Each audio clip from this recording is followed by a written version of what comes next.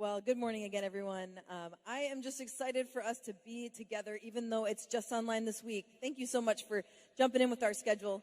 My fun fact that I'm going to share with everyone, some people might know this, but I was born in Amsterdam, Holland. Amsterdam. And people then always ask me the second question, which is, do you have dual citizenship? No. Okay, so that's my fun fact for the day. Maybe it's not that fun.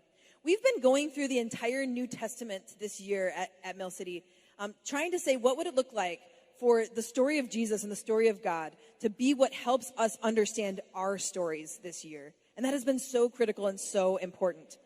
So today we're beginning the book of Hebrews. We're actually going to talk about this book for 3 weeks. It's got a lot there. And we're asking this question, what is the difference that Jesus makes? What is the difference that Jesus makes? And I want to encourage you right now, this is an important question for all of us to ask at a corporate level, but also individually. How would you answer the question, what is the difference that Jesus makes in your life? One of our hopes is that over these next few months, as we ask this question, what's the difference that Jesus makes, which we're going to talk about for a while, that you'd be able to answer that question for yourself individually, maybe for your family, maybe for this church, Mill City Church. How would you answer the question, what's the difference that Jesus makes? So here's a thing that I think we probably most of us all have in common right now, and that is that we are discovering our coping mechanisms. Is anyone else discovering some new coping mechanisms in their life right now? I'm not going to ask you to share them on Facebook, but if you decided to, on your own will, to write them in on Facebook or YouTube, that might be comic relief for a lot of us, so go ahead. So I don't know how you cope with things in your life when you are feeling like things are hard, but I'm kind of all over the board. I can cope in a lot of different ways. And one of the most unusual reactions and coping mechanisms I ever had in my life was after a pretty bad breakup about 4 or 5 years ago. I went through this breakup and I made I'm going to call it a breakup purchase, okay? A breakup purchase. And it was a rusted out old Volkswagen Cabrio convertible that I bought off of my friends, Nathan and Stephanie Cousins. You know that you'd put me in the situation, guys. And it was like $1,000, and I should not have bought this thing, but I actually don't regret it at all, to be honest. But you can see by this photo of me with this Cabrio that I was going to rock this new ride. I was going to forget this dude, man. His loss, look at my awesome new convertible. It's going to be awesome. Now, I maintain that buying this convertible was not an overarching mistake because I think I would do it all over again if I had the chance because it was really fun and I had a blast. But I was making 2 mistakes. Here's the 2 mistakes I think I was making. First, thinking that this breakup purchase was going to spare me the difficult post-breakup grief that I had to go through. Yeah, I should not have planned on that. Secondly, the mistake I made was putting my faith in the rusty brakes of that car, all right? I tried to make that little car go as far as possible, though it didn't really sound quite right from the beginning, which should have been my first sign that I couldn't put my faith in the mechanics of this car. But one day I was driving and I realized that the brakes weren't quite working right, and then all of a sudden they really weren't working at all. And so I coasted all the way to Trevor Kaihai's house. He knows a lot about cars. Basically coasted to his house without any brakes at all. And he took one look at the inside of this little Cabrio and forbade me from driving it. I'm serious. He drove me home. He made me leave that car in front of his house. And the next day, the Cars for Kids people came to pick it up as a donation. And when I think about this story, it's a really funny story looking back on it. But the truth is, when the going gets tough, it can be so easy to misplace what I put my faith in.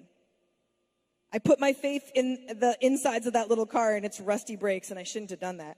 I put my faith in this coping mechanism that really didn't actually help me cope with what I was going through.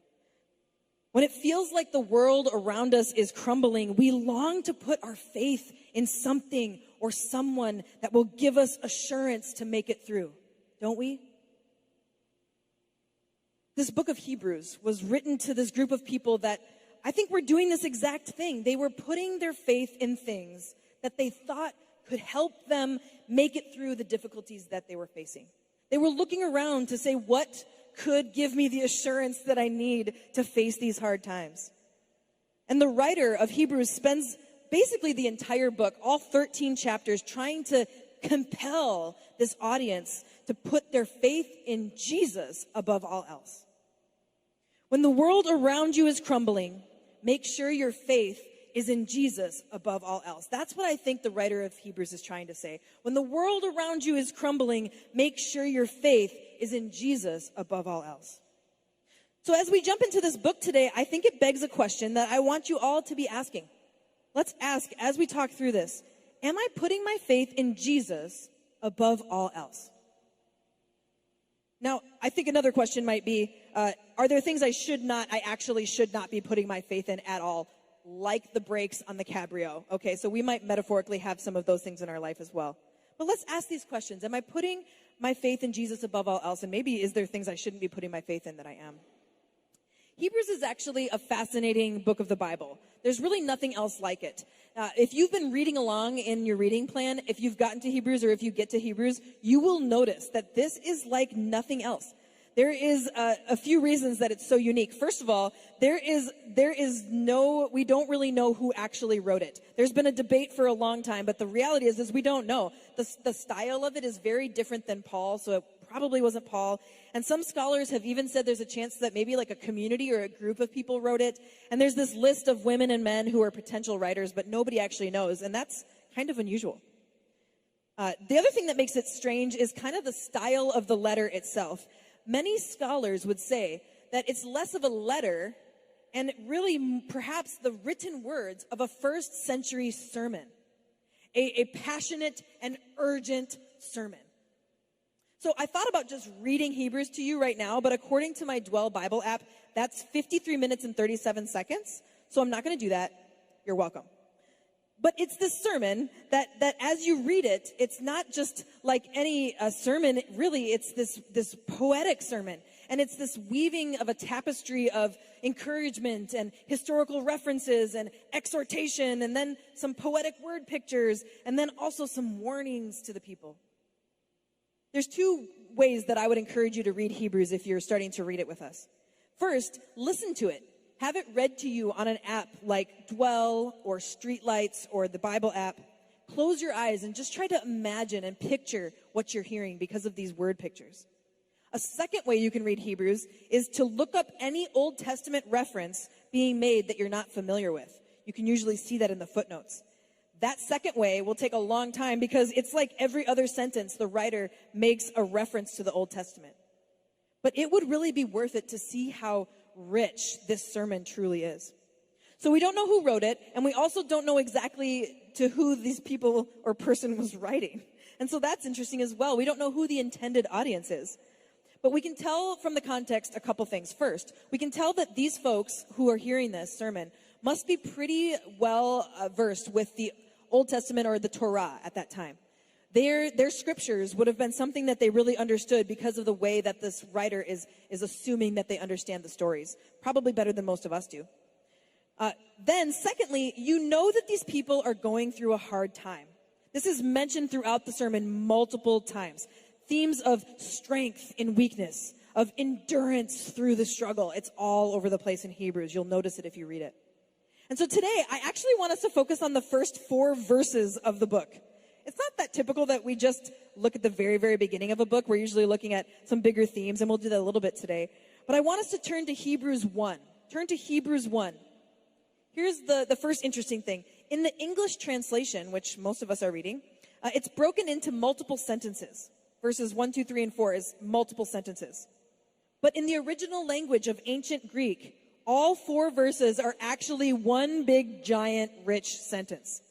This one French scholar that I read said he thought that these 4 verses were the most perfect Greek sentence in the New Testament. The most perfect Greek sentence in the New Testament. So here's my challenge, is to talk about the most perfect Greek sentence in the whole New Testament, Hebrews 1, 1 through 4. So let me read it for you. We'll have it up here on the screen. Starting in verse 1. In the past, God spoke to our ancestors through the prophets at many times and in various ways. But in these last days, he has spoken to us by his Son, whom he appointed heir of all things, and through whom also he made the universe. The Son is the radiance of God's glory and the exact representation of his being, sustaining all things by his powerful word. After he had provided purification for sins, he sat down at the right hand of the Majesty in heaven. So he became as much superior to the angels as the name he has inherited is superior to theirs. Okay, so why would this writer say this is the most perfect sentence? I think it's because of how much it says about Jesus. This sentence might be the most complete answer to the question, what difference does Jesus make? There's actually 7 things that are said in just that one big sentence, okay? And 7 is the number of completion. Some of you have heard that before. That's why 7 is happening in the Bible. So this is maybe another reason this is the most perfect sentence. 7 things that make Jesus superior to all, okay? Here they are. They're big words, all right? Jesus is the inheritor, the creator, the radiator, the representer, the sustainer, the purifier, and the ruler. These 7 things show that Jesus is above anything and anyone we might try to put our trust in. Okay, so let me say these 7 things again in context with the verse, all right? Inheritor. So it starts right off. God spoke to our ancestors through the prophets in the past, but now he's speaking to us through his son, whom he appointed heir of all things. Inheritor. Creator. And through whom he made the universe. Radiator. The sun is the radiance of God's glory. Representer. And the exact representation of his being. Sustainer. Sustaining all things by his powerful word. Purifier. And he had provided purification for sins. Ruler. He sat down at the right hand of the majesty in heaven. Inheritor, creator, radiator, representer, sustainer, purifier, ruler. Jesus is all of these things so we can put our faith, or maybe another word that's synonymous to that is trust, so that we can put our faith and our trust in Jesus. Now, we don't use those 7 words all that much. I don't know, at least I don't. So how about this? I'm going to give you the Pastor Steph translation, the PST. It's not a real translation. And I actually think it's probably pretty dangerous that we're taking like the most perfect sentence, apparently, and I'm going to try to put it in my own words. I pretty much already ruined it, I'm pretty sure. So that's fine, but we're going to do the best we can. So here's the Pastor Steph translation of Hebrews 1, 1 through 4, all right? Put it on the screen. In the past, God spoke through various means, but nothing as powerful as coming to earth in a human form and moving in with the humans.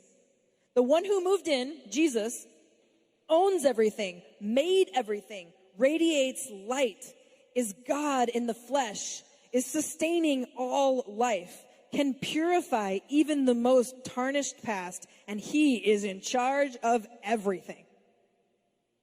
The writer of Hebrews wants to start off right away with the beginning of the sermon with a sentence that declares the difference that Jesus makes. And these people listening to this sermon, they could choose to put their faith, their trust in a lot of things, but the writer is saying put their faith and trust in Jesus even when they're tempted to put their faith in other beings and other things. So these folks, whoever they are, that were hearing the Hebrews for the first time, what do we think they were putting their faith in above Jesus? Actually, we can tell a little bit from what the writer of Hebrews is saying. And it's actually kind of interesting, the things that they were putting their faith in above Jesus. It's not what you would think at first, because they're actually good things. Things that maybe you would be tempted to put your faith and trust in above Jesus, but you do have some faith or trust in these things. It's just not good when these things are what you're trusting or putting faith in above Jesus, is what the writer of Hebrews is warning the listeners. Let me just give you the examples of what they are. There's really like kind of 4 things. The first thing is angels or messengers. So we don't necessarily talk a ton about messengers now, but for the people listening to the Hebrews sermon, they would have been thinking about how they wait for a message from God, from these celestial beings, because that had been their history, right? And so the writer of Hebrews is saying, Jesus is so much more superior than this. Jesus is so huge that you don't need a special message anymore from an angel, because Jesus is the message. He became the message. He walked this earth as the message. Then chapter 2 talks about another thing that they were putting their faith and trust in, and that was the Torah, or their scriptures. It's not that they can't trust the words of the Torah. It's that God is the one to be trusted, not just God's words. The Torah was the way that God communicated, but the writer of Hebrews is saying God's also going further in God's communication by becoming a human. The most intense and complete form of communication that you could do is to come and to be one of these humans. And then the third thing that they're tempted to put their faith in chapters 3 through 7, we see different conversations about leaders. human leaders. They're tempted to put their faith and trust in leaders. Two examples are given. The first one is Moses, who is a very famous leader in their history, right? A freedom fighter who's known for the leadership of the people of Israel, of course. And then Melchizedek, a weird name that maybe a lot of us haven't heard, but right then people would have heard that and they would have thought of like the most important priest that has ever lived, the high priest. And it's not that those leaders can't be trusted or that leaders can't be trusted in general. At least some of them can, I think. But Jesus is the high priest, the most important leader, the leader to be trusted above all other leaders, the only leader that will never fail you. This is what the writer of Hebrews is trying to encourage them to think about. Moses had to go up from a mountain to hear from God and then tell the people the words, right? The priest was the one who said, hey, let me talk to God. I'll let you know what God has to say to you. The prophets were those who heard from God and then spoke to the people. But the difference that Jesus makes is that people no longer need a mediator and some sort of special human. Jesus is the only mediator needed between the humans and God, so that there's no barrier between everyday humans. You don't have to be a special human or a special type of human to have a go-between. You don't need a go-between between you and God. Jesus is the only mediator we need to have access to the love of God and a relationship with God. And then the fourth thing, this is interesting. Chapters 8 through 10 talks about putting trust and faith in religious practices. It's not that those aren't good things, spiritual practices, but sometimes religion gets in the way of the relationship. And the writer of Hebrews saw that this was happening for these people. They were putting their faith in these practices. One writer of a commentary that I read, Douglas Webster, he said this. He said, he thinks Hebrews is a manifesto against self-justifying religious habits. He goes on to say, religion is transcended by the finished work of Christ. There's no hiding behind ancient traditions or rituals. Hebrews calls us to trade in religion for a living faith and faithfulness until the very end. And so when I think about our lives, think about these four things that the Hebrews were putting their faith in, I think it's tempting for us to put too much faith in the same things. Think about it. Waiting for a special sign or message from God before we take action and follow Jesus' words or Jesus' works or the ways of Jesus. Like we're waiting for a special sign when Jesus already came and showed us what it looks like to live like him.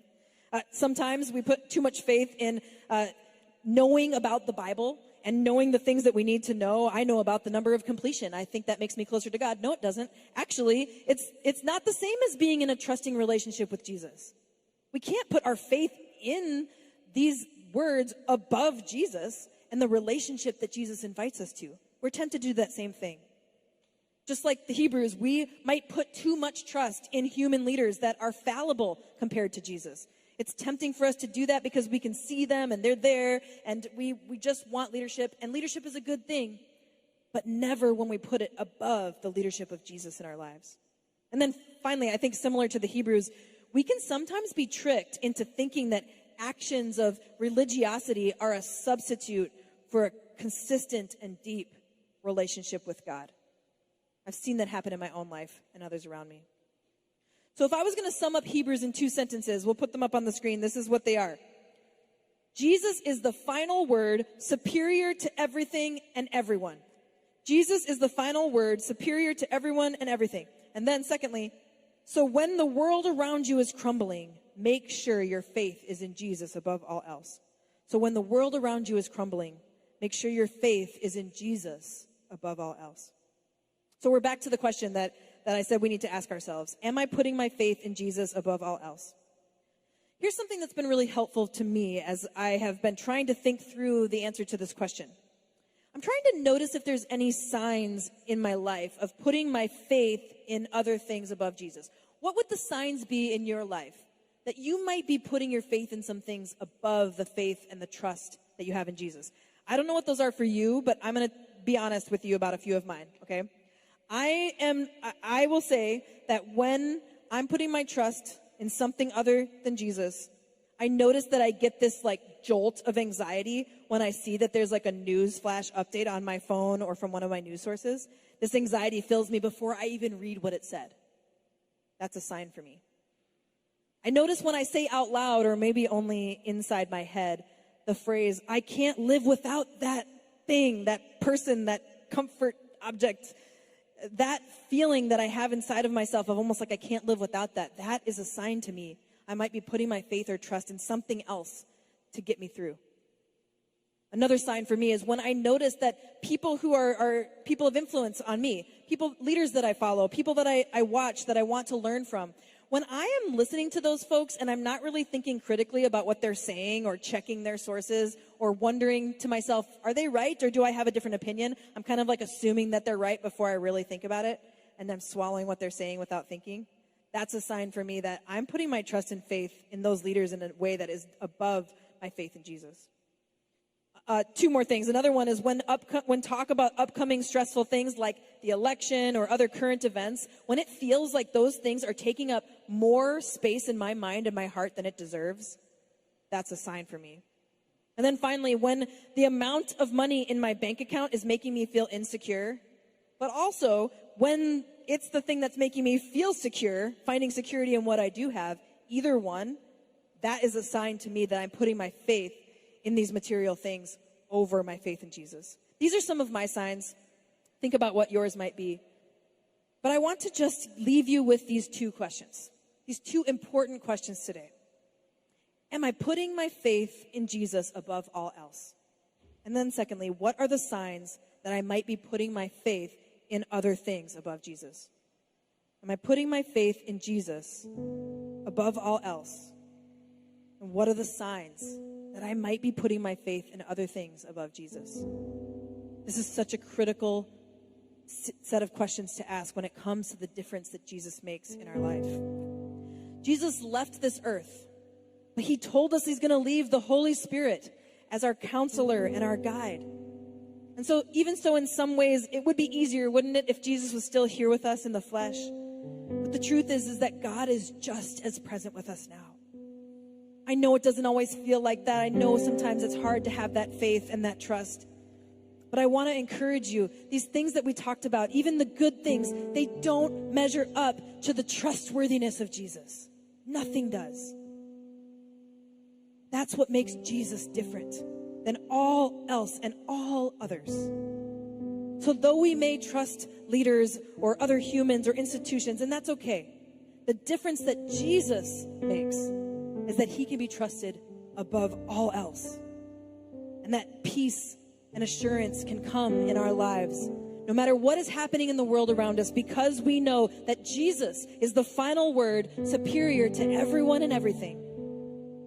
And when the world around us feels like it's crumbling, let's make sure our faith is in Jesus above all else.